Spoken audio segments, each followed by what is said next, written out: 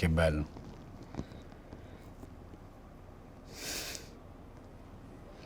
In questo momento qua io non sentivo niente. Niente di quello che mi succedeva intorno. Niente.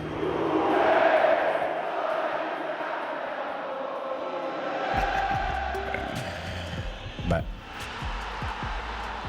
questo è bello pesante. Ma guarda, di questa giornata non mi dimentico nulla.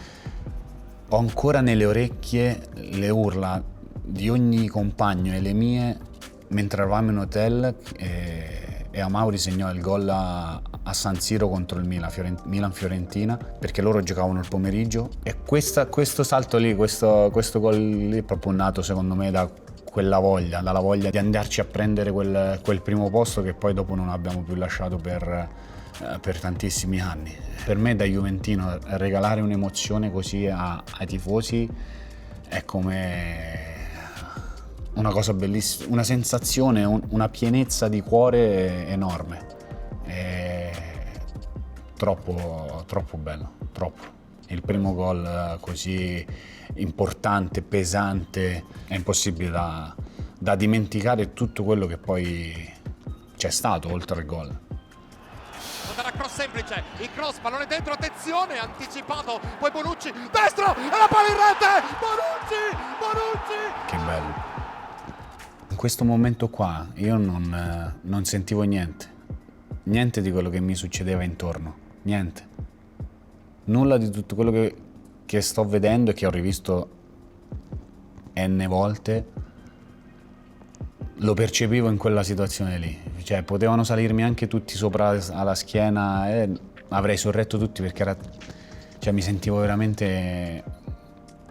Cioè, troppo grande era quella sensazione per dar peso a tutto quello che succedeva intorno.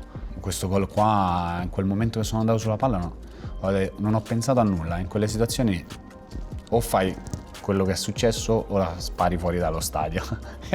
Era un rosso nero al Casino e è andato bene. Un'altra vittoria importante questa, che per tutto quello che era successo in campo, poi anche le polemiche dei giorni dopo, però quando succedono queste cose a me mi casano troppo. Cioè, dopo questo gol sarei stato pronto a giocare un'altra partita subito dopo. Questo è il gol qualificazione a Siviglia. Un altro di quei gol che dici io ci provo. Infatti poi Sampaoli dice ma questo che gol ha fatto, ma come fa a farlo un gol così? Quando sei libero di testa e credi in te stesso, perché fondamentalmente quando credi in te stesso ti vengono delle cose anche è passato in mezzo a 8 gambe, doveva finire in quel modo quel gol. Questo è stato un altro gol importante perché ci ha permesso di passare il turno in Champions. Cioè, quando è vero, io vivevo da difensore momenti belli quando fai una chiusura, quando l'attaccante non fa gol, però forse per il mio passato, per come sono cresciuto da piccolo, quando fai gol e regali una gioia così importante, dentro è un po' come se ti girassero le farfalle nello stomaco, perché quel momento lì è un momento di pura eccitazione, soddisfazione, felicità e gioia che non ha paragoni,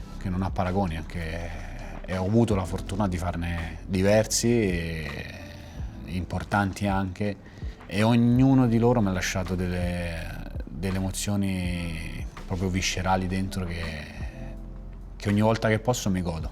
Legandoci ai momenti della Champions, non possiamo non citare le finali. Che cosa vuol dire giocare partite così importanti? Abbiamo cominciato a giocare a calcio per vivere quelle serate lì e giocarci quelle partite. Purtroppo noi nelle due situazioni che siamo arrivati abbiamo incontrato il Barcellona forse più forte di tutta la storia, e con Real Madrid nel secondo tempo loro hanno deciso di spingere sull'acceleratore e l'hanno portato a casa. Era il Real Madrid forte, che forse un po' tutti quanti avevano sottovalutato, perché tanti nei giorni precedenti alle partite ci davano per quasi favoriti. Quando giochi contro il Real in Champions non puoi essere favorito.